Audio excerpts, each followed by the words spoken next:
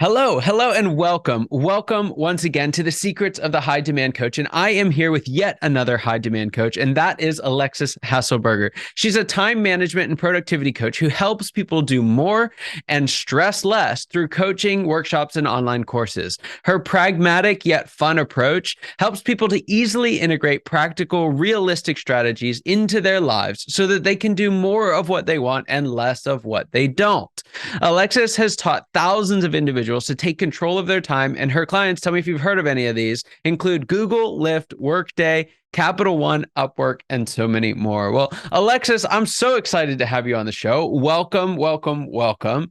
And I was wondering if, before we kind of get into the work that you do, which I'm so excited to hear about, I'd love to just take a step back and see what's the story behind all this. What were you doing before you jumped into coaching and consulting, and why did you ultimately make the leap? Yeah, well, thanks so much for having me on, Scott. Excited to be here and have this conversation. So before I opened my practice to become a coach and a consultant, I spent about 15 years in early stage startups. So I am in the Bay Area. There are startups all around.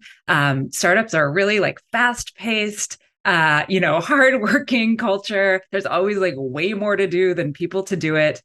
And I thrived in that culture, but I also knew I never wanted to work more than 40 hours a week, right? Like I was just, I really like having a lot of free time. I like having a lot of time for myself. And so I was just in a lot of positions where kept being asked, why, how are you getting all of this work done in this short amount of time? Like, why aren't you staying late? Or people would ask me to put processes and systems and templates and things into place because I was, that was the kind of thing that I was good at. Had a couple of kids along the way. People were still coming to me for that sort of advice. And so when the last startup that I worked for went out of business, as most startups do, it's either they're getting acquired, going out of business, or going public, whatever. When the last one became no more, I realized that the thing that people kept coming to me for was time management, productivity, life balance, that kind of stuff. And that it didn't seem like something that people were, like they didn't have a lot of the skills or help in that area, right? It was either kind of sink or swim. You don't learn this stuff in college. They don't teach it to you in high school. And so some people figure it out and other people really struggle for a number of reasons. Yeah. Yeah, fascinating. So you make the leap now. You hear that long enough, loud enough that's like, hey, I can actually help some folks here. So what would you say, kind of fast forwarding today, is some of the most important work that you do for your clients? I think that, this is going to sound kind of counterproductive, but I think one of the most important things that we do, or not counterproductive, but maybe counter to what we think, is that the goal is not to do it all. Like people come in with this goal of like, we're going to Tetris it all together and we're going to figure out how to do all the things. And a big mind block for people is that we're not actually going to do all the things. And that isn't even the point. Like you, Right. me, everybody else, we are all going to die with a big, long list of things we did not do. And that is not only okay, but preferable, because like, what would the alternative be? That we just like get Right. everything done every day. We're never striving for anything. Nothing is interesting or slightly out of reach. And so I think that the biggest piece of work is helping people understand that it isn't about doing all the things. It's about making choices with your time and about being able to prioritize in such a way that every day the things you did were more important than the things you didn't do. And that that the things you didn't do, it's not because they fell through the cracks, you ran out of time, you forgot. It's because you actively chose something that was more important than that. What a fascinating statement. I love that. And you just kind of slipped it in on us. So I want to pull it out. But at the end of the day that the things you did are more important than the things you didn't do. Just a fantastic statement for folks who are dealing with it. And I've found, especially post-pandemic, for leaders, this is a really, really big issue because there are just more things to do than before. It's harder to hire than before. It's harder to get the supplies you need than before. It's harder to manage remote employees than it was people in the office, et cetera, et cetera. So what are some steps that you take in that direction? Because it's like, yeah, I hear you. That sounds great for somebody else. But like for me, I don't even have a clue where to start. What would you say to someone in that place? Yeah. So, I actually have an arc that I walk everybody through when I'm working with folks, right? And so we start from a position of knowing yourself better exactly as you are. Because I just don't feel like we are able to, we want to be able to build sustainable habits. Anyone can make themselves do something for a short period of time, Right. but we want to be able to build sustainable habits around us that actually work with who we are so that we don't just, force ourselves to do something and then snap back to who we are. And so we start there. We also start with time tracking. We start with trying to figure out like, where is our time actually going so that we can look at that data. And then we start saying, okay, what are all the things, right? Like all these things that you want to do, what are all the things? Like first, let's catalog that, right? Let's start putting things all in one place. Then let's start prioritizing. Let's start saying, what are we not going to do? Like, what are the easy low-hanging fruit of like, you know what? Somebody else could do this. It doesn't have to be me. Maybe this thing doesn't need to be done at all, right? Like, what can we just get off of our plate? Maybe we need to keep doing it for some amount of time, but after that, we can release ourselves from the obligation or whatever it is. And then we focus on prioritization. So the when of things. And I think this is a very different way of thinking about prioritization than a lot of us think about like P1, P2, P3, or like high, medium, and low. And when I am working with folks, we're always thinking about prioritization as the when, because it's like, when are you going to do the thing? That's the important part, right? It's not important whether it's high, medium, and low. High, medium, and like it's high if you're doing it today, right? It's low if you're not doing it today. And so we kind of strip away a lot of the I don't know, overhead that comes with these things. And that's, I mean, I could keep going, but I'm going to stop there. That's kind of where we get started with these things about what we do and what we don't. That's fantastic. So one of the things you mentioned there is, one of the things we're trying to do is just stop doing stuff. It's just been the common thread through everything that you've said so far. Yeah. But, I've worked with enough type A leaders to know the last thing they think they're doing is things that they don't need to be doing, right? I mean, most people are doing what they're doing because it needs to get done, right? So how do you, first I'd like to ask this, how often do folks that you're working with find that there are things that they just don't need to be doing at all? Every single person, right?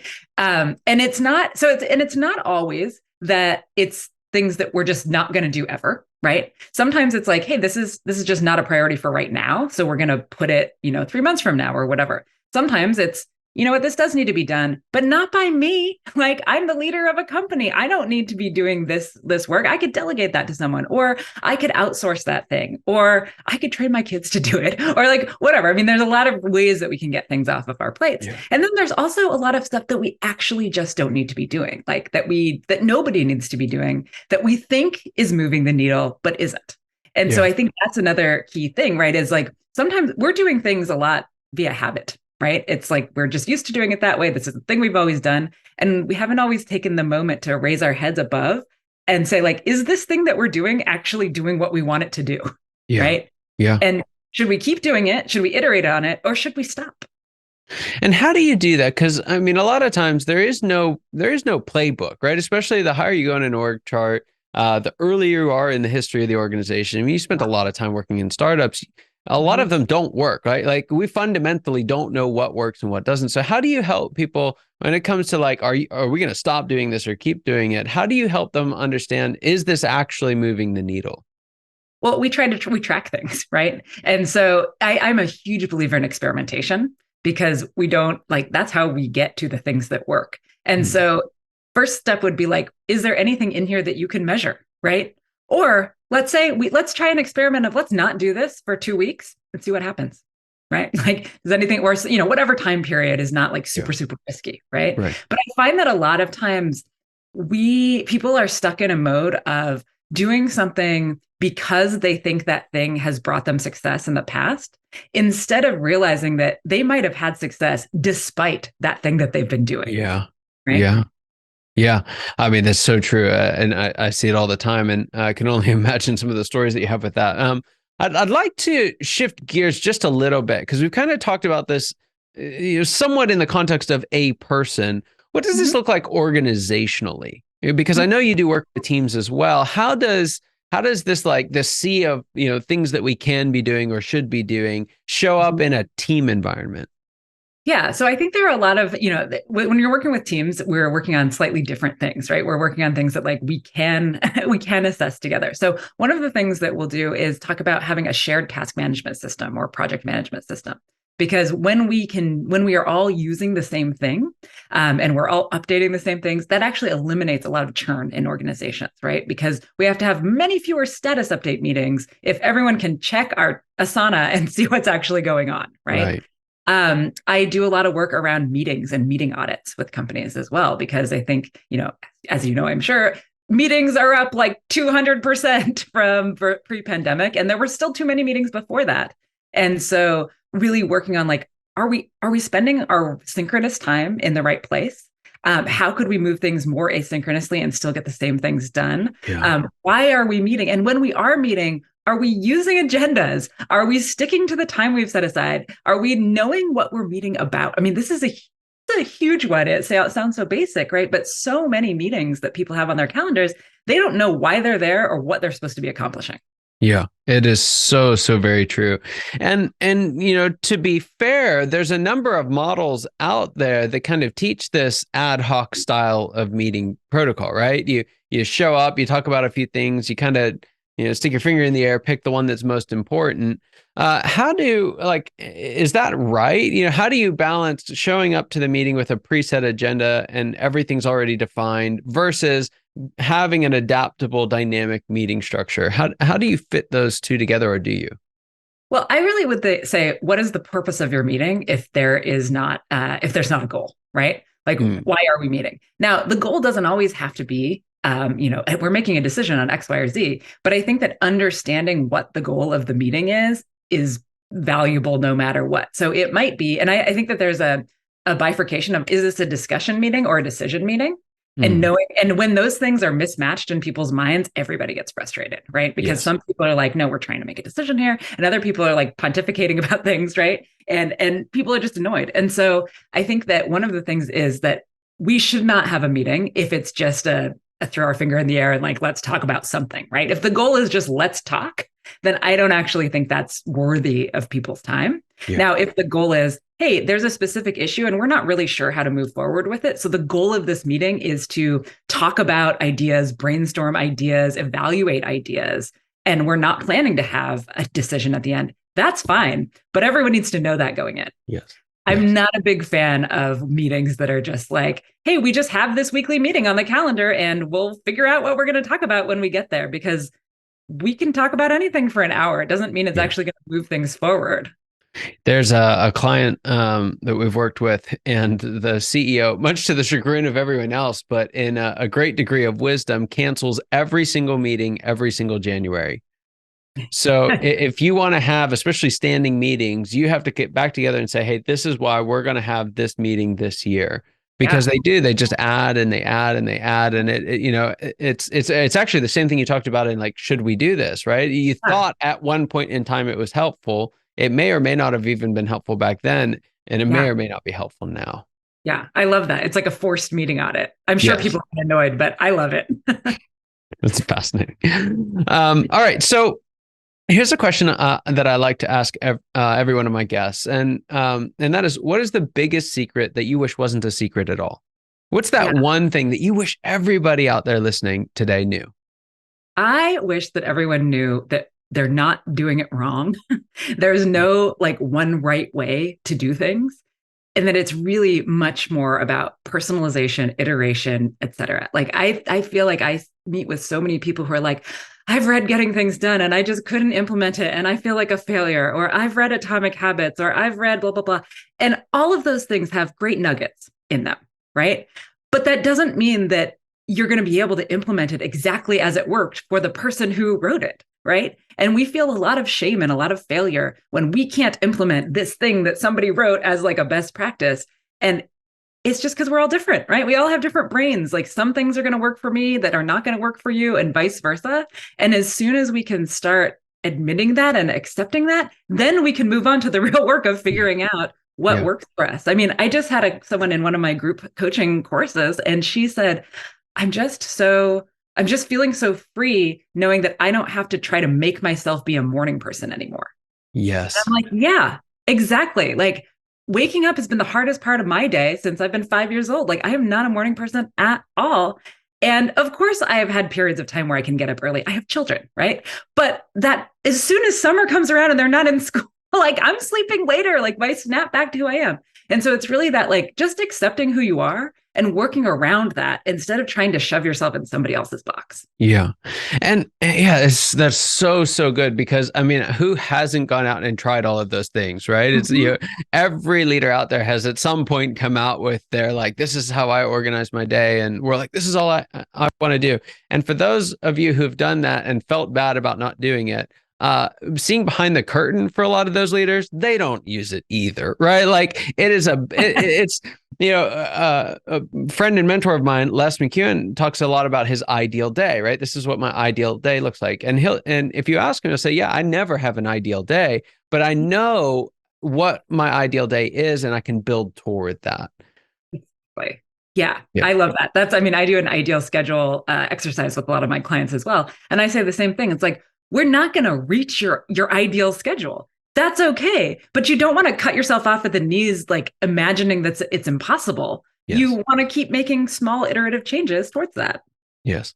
That's so fascinating. I mean, there's so much freedom in so many of these points. And I think folks that are listening, you're just going to want to go right back to the beginning right now and listen to it again, because I guarantee that you've missed about half of what's in there for you. So, I mean, there's so much in here that we could unpack.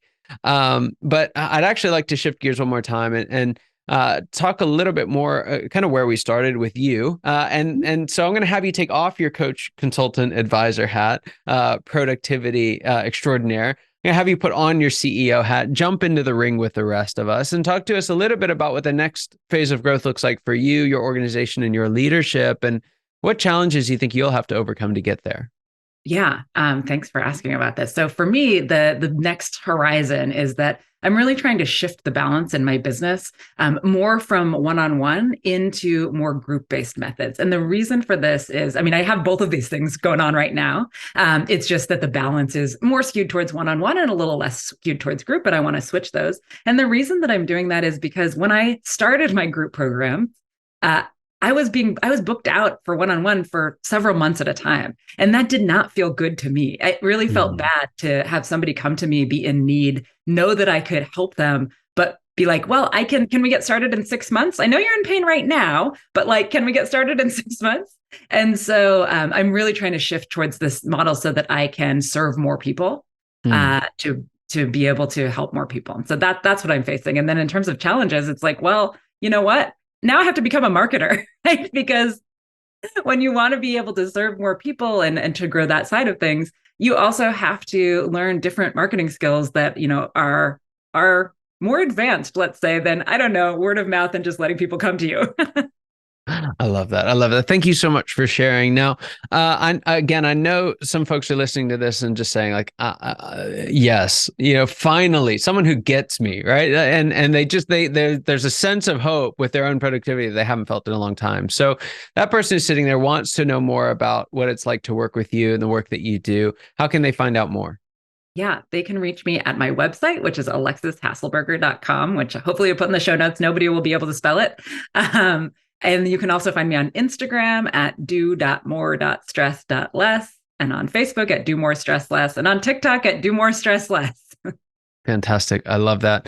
And one of the things that I did note that I think would be really helpful for a good chunk of our audience, I happened to be on your website and saw that you have a distraction action plan on there. Do you mind just giving us 60 seconds on what's in that action plan? Yeah, of course. So I'm not sure if you're aware of this study, but when I first heard it, it blew my mind. And it is that when we get distracted or interrupted from something, it takes us on average 23 minutes to refocus on what we were doing. 23 minutes, not seconds, right? And so this just shows us that like every ping, every ding, every interruption from our own mind, just imagine 23 minutes of your day gone, right? This results in most people spending about a third of their workday simply recovering from distractions. Wow. And so it's mind blowing. And yet I bet at the same time, you're like, no, that makes sense, right? Like I feel that, right? When I get interrupted by something and I pick up my phone to do something. And then, 45 minutes later, I put down my phone and I realize I didn't do the thing that I picked up my phone to do, right? And so in this distraction action plan, it's really taking you through what are your biggest distractions?